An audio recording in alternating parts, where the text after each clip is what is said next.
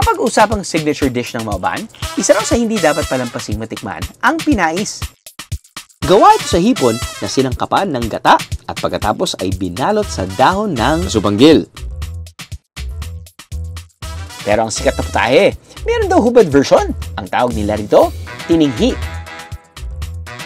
Ito ang specialty ng 41-year-old na si Judith. Kumpara sa pinais, ginigisa ang buong hipon na tinadtad para mas maging malasa. Nilalagyan din ito ng gata at buko na hindi mura at hindi rin magulang na kung tawagin nila lukarin. Ang nagpapasarap pa raw dito, ang ginayat na dahon ng kasupanggil. Kung wala pong kasupanggil, anong pwede kong ipalit? Wala po, hindi na po ako naglalagay ng iba pag walang kasupanggil na makuha.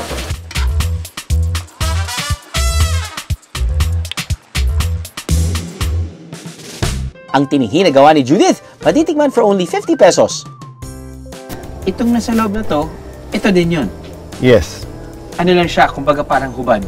Binalot lang talaga naman. So, ang pinais ay binalot ng yung dahon at ito namang hubad. Tininghi. Tininghi. Hindi siya pwedeng wholesale.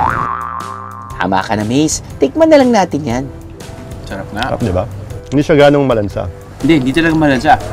Yung gata, tapos yung crunch ng nyog, tapos nun yung aftertaste ng shrimp. Alam mo ba na shrimp ang pinaka-clumsy na sea creature? Shrimp yung pinaka-clumsy na sea creature. Bakit? Kasi accident prone siya eh. Accident prone. Kain na lang tayo? Oo.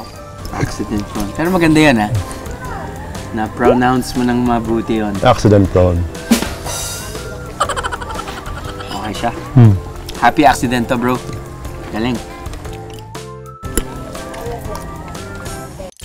Siyempre kailangan ng panulak.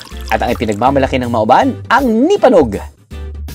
Sir, relax lang. Sabi nga ni Jeff, Sir, relax lang. Parang hindi tubig ito. Nipanog. Lambanog na made out of nipa. Pero ang lambanog ay nanggagaling sa coconut tree. Coconut tree. Itong nipanog ay galing sa nipa. Well, for the road. Cheers. Cheers, bro.